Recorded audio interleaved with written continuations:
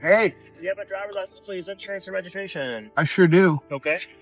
Is there a reason why you pulled me over? Yes. The video starts with a man who is being caught by a police officer. But what happens after the instruction is gonna shock you. So stay tuned to the video till the end. There is. You ran a red light when you were at University and Rural, and then you made an improper turn right here. When you cut the car off, that was the lane number L2. Do you have a driver's license, please? The man asks the officer, why is he being pulled over? I do, but it's in here. You're not going to be scared if I reach it, are you? Do you have any weapons? Well, I don't answer any questions, but you can clearly see inside of my vehicle, I have camera equipment. I'm a TV producer. Okay. Do you have a driver's license, please? I do. Could you grab it for me, please? But I did a U-turn where the road was closed. I just want you to notice that. All right. Could you give me your driver's license, please? I can, but I got to reach in here, and I don't want you to be scared. Just give me your driver's license. This is the Mullen Commission. I teach constitutional law. Okay. Just so you understand what you're doing here. All right. Be really careful of your steps here. The man explains that he made a U-turn because the road was closed. I just want you to notice that, okay, I can give you the driving license, but I need to go in here and I don't want to be terrified. This is the Mullen Commission and I teach constitutional law, so proceed carefully. Please give me your driver's license, your insurance, and your registration. You don't have to be demanding. You can clearly see I'm pulling out my identification for you right here. The officer again asked for the man's driving license, insurance, and registration. But what the man said is truly appreciable. You're armed and dangerous. I'm not. And you can't lose your temper because I'm a citizen and you're doing your job. I'm just asking for your identification. Right, but you're being aggressive towards me and I don't like it. So you need to stop. He said you do not need to be demanding. I'm clearly bringing out my identification for you right now. There's no reason for you to be disrespectful to me because 300,000 people follow me as a constitutional law professor, so while you're armed and scary, I'm not. You cannot lose your cool because I'm a citizen and you're performing your duties. I mean, you guys are just tyrants. Like, I'm not usually this close to someone who's just so dangerous that carries a gun around pulling people over, demanding things. It's like, it's absolutely ridiculous the way you guys behave, and you wonder why people don't like you. The man goes on to say that you have 8 minutes to finish your stop if you make a mistake at any point along the way. I'll get your jacket, and you know what I mean when I say jacket. I'm obviously showing you my identification right here. I'll remove the tape and hand it over to you. Drive around with my identification showing for people to see it. You follow what I'm saying to you? You want to cover it up so you stay protected from identity theft.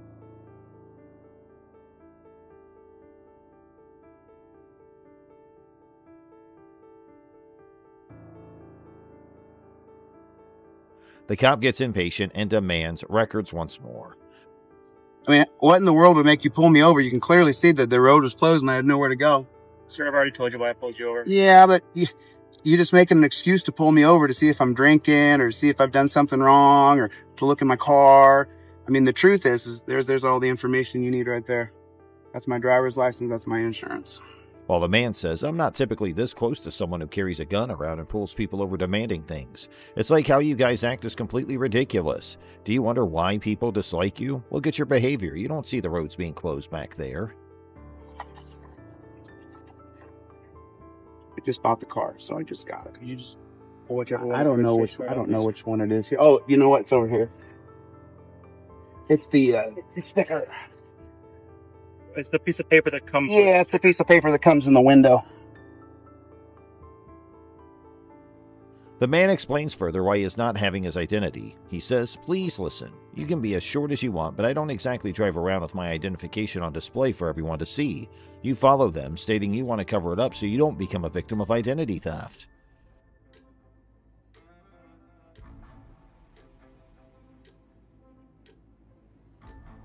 I mean, I can't believe you even pulled me over, to be honest. You could clearly see that road was closed.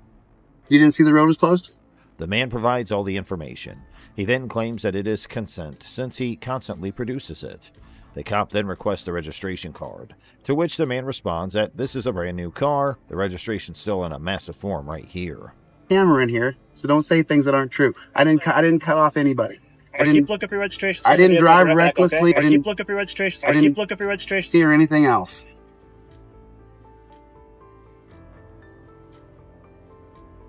The man again comes to the point that why the cop pulled him over. To be honest, we could easily see that the road was closed, but the cop didn't notice it. The cop responds, I saw, but I also saw that you were stopped at a red light and you turned left at a red light, and then I also saw right here you turned a lot from lane number L1 and straight into lane number 2 and cut off the other vehicle.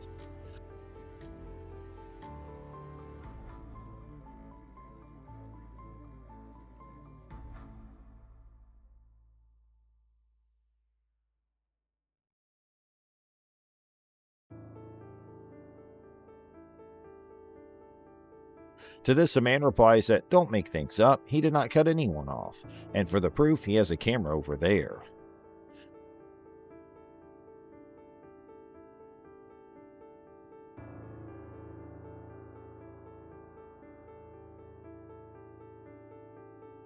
Let me see if it's let me just take a look and see if it's okay. It's on the other side. Let me get my on the passenger side. I can get it. I don't need you. I don't need your help. You can. I'm not a criminal, so get the fuck off. The man gets out of his car to take registration back, but gets prevented by another cop who tells him to wait in his car. But what happens next? Will he be able to go on the other side? You're not for officer safety. This is under for Terry my versus safety. Ohio. I'm Pennsylvania versus Mims right now. I'm outside of my car. The 1978 holding. Are you sure? Yes. I'm allowed to go over and get my registration as he asked me to do. Stop demanding. Look what he's doing. He's demanding me around. Yes. This is not a lawful order. I'm directing you back into your vehicle. No, because I said don't tell me what to do. Directing you back into your vehicle. No, because I said don't tell me what to do. This argument gets extended, and the man tells him to be careful because he is not the one they are thinking of. Okay. So now let me get my registration as he asked me to do. I'm going to have you wait in your vehicle. I need to go around the other side to get my registration. Okay. When I'm ready He's to already looked at you're not the boss of me. You're a cop doing a job. Yes. You have no other skills than this. This is my traffic stop. This is not your traffic stop. This is my freedom. The cops want the man to wait right in his vehicle, but the man knows this is not what the law states. So he explains the law to his audience and reveals why the officer is scared. You to wait in your car. No, the answer is no. The answer is no. You cannot demand that I do unlawful orders. I teach constitutional law. Be very careful, officer. Okay. You don't think that it'll affect you, but by about the second year... The man further spills out the truth, saying he does not have any real power. The man further decided to give a lesson about the laws, explaining the Mullen Commission and how the American police treat American citizens. Right again, now you're touching me. Get your fucking hands off me. You moved into me. I was standing right here. Look, who's walking up and doing what to who? I'm not moving at all, sir. I have 300,000 followers, brother. They're going to love this. I have 300,000 followers, brother. They're going to love this. After some time, the first officer returns his documents and gives him a citation for the wrong turn. And this is what the man replies. According to the man, the cop is a coward and backs off. You want to follow me? He wants the registration. I want to get it for him. I want you to keep waiting right here in your driver's seat. Listen, see, this is the problem with police in America. This guy right here is an authoritarian piece of shit.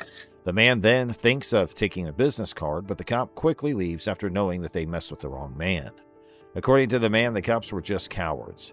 At last, the video gives a lesson that always acquires as much evidence as possible when dealing with our society's strict cops, because the evidence can save you in the event of a lawsuit. In this case, a Good Samaritan's act of helping a crash victim resulted in his arrest by a police officer, leading to a significant lawsuit settlement. On September 22, 2019, Preston Sal and his companions came across an injured man trapped under a crashed motorcycle in Loveland, California. Mr. Sal and others rushed to assist the victim while emergency services were called. Officer Paul Ash from the Loveland Police Department arrived on the scene and began questioning Mr. Sal about the incident. Although Mr. Sal cooperated and provided information, Officer Ash insisted on further questioning and asked him to step away from the scene. However, Mr. Sal exercised his right to remain silent and refused to speak to Officer Ash as he was not a witness to the incident. Officer Ash, without legal authority, threatened Mr. Sal with arrest for obstruction if he continued to refuse. Under Colorado law, Mr. Sal's actions did not constitute obstruction. Where is the bike at? The bike's parked down on the side. Yeah, the blue one. Officer Ash proceeded to forcefully restrain Mr. Sal, leading to physical altercation resulting in severe injuries, including a dislocated shoulder, a fractured collarbone, and a torn rotator cuff. Despite knowing that Mr. Sal had no involvement in moving the motorcycle, Officer Ash still insisted on questioning and arresting him. Okay, you might come and talk to me? I don't know what happened. Well, you pulled the bike I'm off not talking him. to nobody. Really? These guys saw what happened. I did Okay, not if you're not talking to anybody, you can leave. Well, you can leave. No. You're dismissed. No. We can't leave. I'm not leaving. Okay, then come and talk to No, me. I'm not going to come talk to you. After the incident, Officer Ash's body camera footage revealed that another bystander had moved the motorcycle. I'm not going to come talk to you. Police officer, man. Just I know. Did you but I'm pull not the gonna come bike? talk Did to you him. pull the bike I'm off not him? going to come talk to okay. him. That's Did you pull the bike off him? I did not. Okay. You just told me It you has did. nothing to do with me. Okay, you're free to leave. Yeah, you're free to leave. Confirming Mr. Sal's innocence. Paramedics on the scene examined Mr. Sal and recommended his immediate transfer to the hospital. He later underwent shoulder replacement surgery and experienced persistent pain. What's his name? Preston. That's all I know. Preston what? You got an ID on your boss? I'm gonna need an ID now. Okay. 177. I got an uncooperative witness. Come on over here. Constitutional right. I need to talk to you. Constitutional right. No, I need to I don't talk to you. want to talk to you. You have to talk I don't to want me. to talk. No, I don't. Following the incident, Mr. Sal filed a lawsuit against the officers involved, alleging violations of his constitutional rights. The City of Loveland acknowledged that Officer Ash had violated department policies, but did not disclose any disciplinary actions taken against the officers. I don't have to talk to anybody. Okay, either I you're don't gonna have to sit talk to here and anybody. talk to me, No. we'll just have a short No, conversation, No, or I'm gonna I arrest don't you for have to. obstruction. No, you're not. I'm not obstructing You anything. You're right here. Okay. I'm not obstructing that. Sir, yourself, you need to talk to me. I don't You're need to talk. obstructing an investigation. I'm not obstructing You are anything. under arrest for obstruction. I'm and not for obstructing. resisting. I want to talk to your fucking supervisor. You're here? Yeah. I need statements from the guy in the blue plaid shirt, Okay. the guy in the black Eagles thing. Okay. He was the one who moved his bike over there, or was moving And the it. Eagles jersey moved it over there. Yep. Okay. The ambulance ain't taking me. Nope. Since you're in custody, you're gonna go with me. Okay. Well, I don't So know here's- why I'm in custody. Well, but So here's what we're gonna do, okay? Resist. I'm not going Okay. anywhere. Perfect. I'm So, not doing so, anything. so let me explain to you what we're gonna do, okay? It's all good, man. My shoulder's fucked up. There's no reason to be slammed to the ground. That's all I know. So let me explain to you what we're gonna do, okay? It's all good, man. My shoulder's fucked up. There's no reason to be slammed to the ground. That's all I know.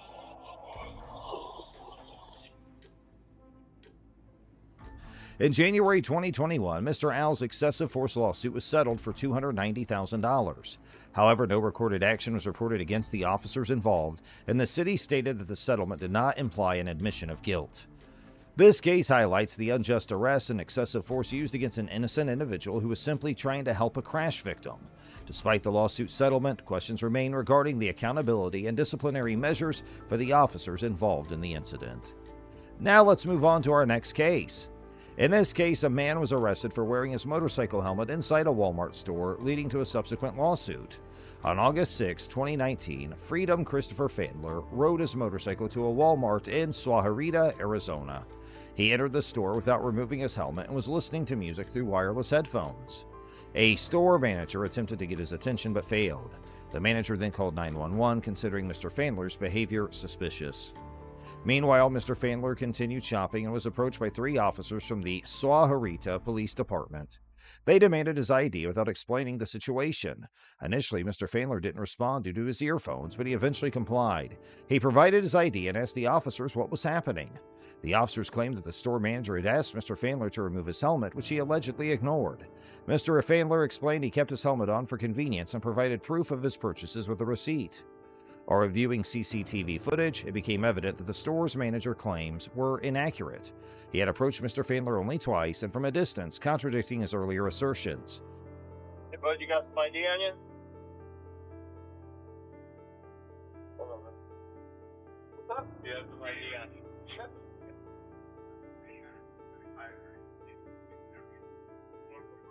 Nevertheless, Officer John George confronted Mr. Fandler in an unnecessary aggressive manner, threatening him and violating his First Amendment right to free speech. Yeah, man.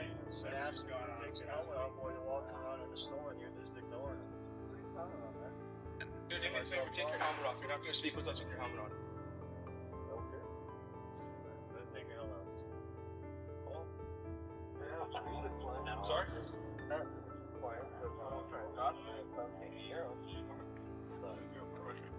Would you make a purchase? Yeah. Give me a receipt with you. I'm shopping everything, man. Yeah. Mr. Fandler chose to remain silent after Officer George's behavior. So he said that he had music playing in his helmet. I saw it. I walked right up to the like I'm talking to you right now. Stood right there. Okay. So you see the manager basically walk up right to your base and ask you to take off your helmet? How'd you not see that? I saw him talking, but he's got a headset on. I'm standing right next to you. Right next to you. I came up and I said, sir, I thought you were going this way. I didn't hear you. I said, stop. I followed you halfway throughout the store. Stop. Let me ask you something. What's the purpose of keeping the helmet on? It's just faster to get to work, man. Like I said, I'm on my way to work. Where do you work at? Work at Jim Click. Right Okay. there. So you walk through the store, what'd you buy? I bought a sandwich, a Gatorade, 2 peaches, a scrubber, 4 pens, a toothbrush. Despite his silence, the officers and store manager continued questioning Mr. Fandler. Eventually, the officers arrested him for disorderly conduct, and he was detained for over 17 hours before the charges were dropped. I couldn't So you find a basket. keep the helmet on, you walk around. Yeah, I do that grab at all the this Safeway, stuff. I go to the other Safeway, I go Fry's. Except for when I go to the bank, I've never had any issues where it was like take it off or a sign saying that you need to have it off. And like I said, That's why the manager asked you to take it off. Like I said, I didn't hear him. I had music playing. Okay. You didn't see me. I'm standing right in front of you. I saw you there, and then I saw you talk. But like again, you have a headset on, so I can't put my hands on you to get your attention. I'm standing right next to you. I didn't. Just like I'm standing I here with didn't the see officer. you come next to me. I stood right in front of you, just like I'm standing here. I said, I need you to stop and listen to me. You totally ignored me and kept walking. Mr. Fandler filed a lawsuit against the Sahuarita Police Department, alleging illegal search, false arrest, malicious prosecution, and defamation. Initially, Mr. Fandler offered to settle the case for $250,000, which was rejected. Stop this now, okay? You're an argumentative person, and I am not the person you want to argue with. You need to take a stand and you need to go like this and pull your head out of your ass, okay? Because you're walking around in a store hiding your face. There's shooters that go on all over the place. This man comes up to you and you want to play. You got a little Senna headpiece going on that you can't stop. You need to listen to learn, not listen to reply. You need to turn that little switch off in your brain that you want to run your mouth and argue every time somebody tells you something. Because this is disturbing the peace. You can go to jail and not go to work. So what's the choice you're going to make, hardhead? The town of Sahuarita and the police department denied any wrongdoing and planned to dismiss the lawsuit. You gonna quit walking around businesses with a helmet on, scaring the hell out of people to where you got massive cops all over the place, rifles outside waiting for a shooter to come out? Laugh. Yeah, But that's where we're at. So pull your head out of your ass and quit arguing every time somebody tells you something. I'm just trying I'm to telling explain you, my- look at my what you're part. doing. You keep wanting to argue with me. I'm not the guy you want to argue with. Wasn't trying to argue. I'm just That's trying why to you state keep my talking. point. Stop talking. Okay, fine. Officer George was later fired for unrelated reasons. However, Mr. Fandler's attorney refiled the lawsuit, aiming to obtain justice and rectify this practice. I was gonna say if they want to trespass. I don't want to trespass. I don't want that. Okay, so officially being trespassed from the store, don't come back to Walmart. Come back to Walmart, manager, anyone sees you, you get arrested for that. How many times did you ask him to leave? At least once.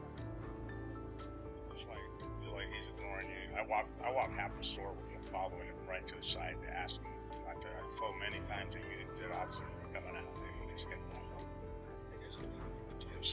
I would say so. I'd say we're in separation. Why not? So, Especially his current behavior. You're asking about all the store 5 or 6 times. Walk right next to him, just like we're walking right now. You're under trespassing. You were told to leave the store, and you didn't want to go. Take my jacket off. No, I want you to leave your jacket out. Turn around, please. As of the present, the outcome of the lawsuit is still pending. The case highlights the infringement of Mr. Fandler's rights and the potential consequences of false arrest based on misunderstandings.